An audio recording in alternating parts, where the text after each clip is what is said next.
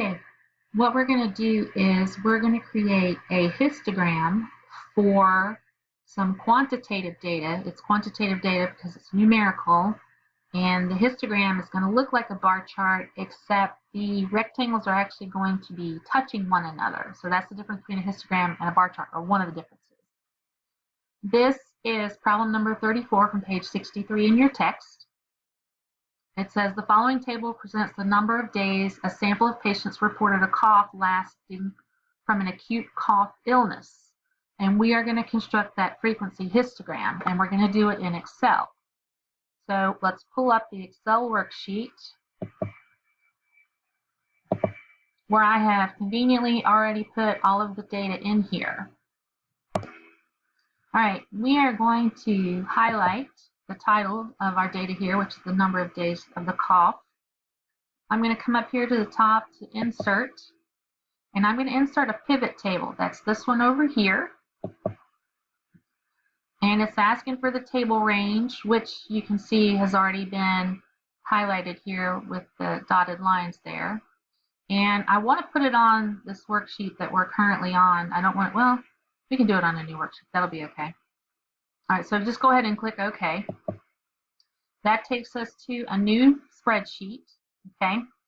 And what we're going to do now is we're going to tell Excel how to draw the histogram. Now, the only data we had was the number of days of cough, which is right up here under the choose fields to add. All right, we're going to take the number of days of cough, we're going to drag it down here to the rows, and I'm also going to grab it and I'm going to drag it down here into the values.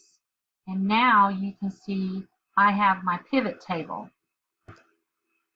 And what I notice here on my pivot table is that this column over here is actually a sum, and I would rather have the frequencies over here instead of the sum, and that is the count. We're counting how many of the frequencies there are.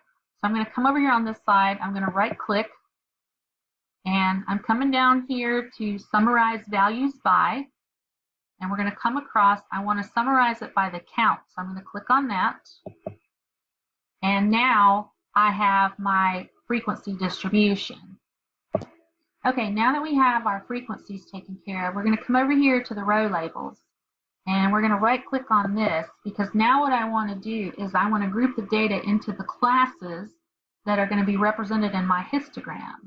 So we're going to come down here to group, and we're going to click on that, and Excel is defaulting to the smallest data point in my set for the starting point and the largest data point in my set in my data set, the largest data point in my data set, yeah.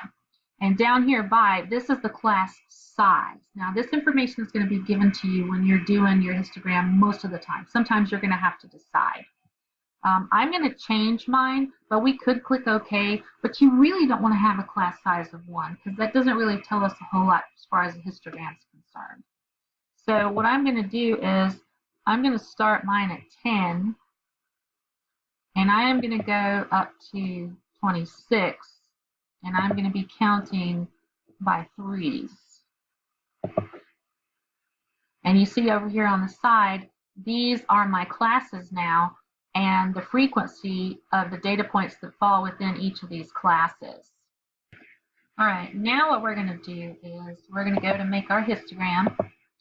So we're going to come up here to Analyze, and we are going to select the pivot chart over here.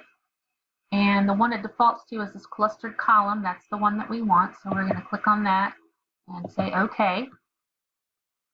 And that brings up this chart right here. Now, this does not look like a histogram. That's okay. We can make it look like a histogram. Okay, and we can do that by coming up here, and we will click on Design. And we're going to come over here to the side to Quick Layout. And down here, we are looking for the chart that looks most like a histogram. That one's right here. All right, and now we can clean this up just a little bit.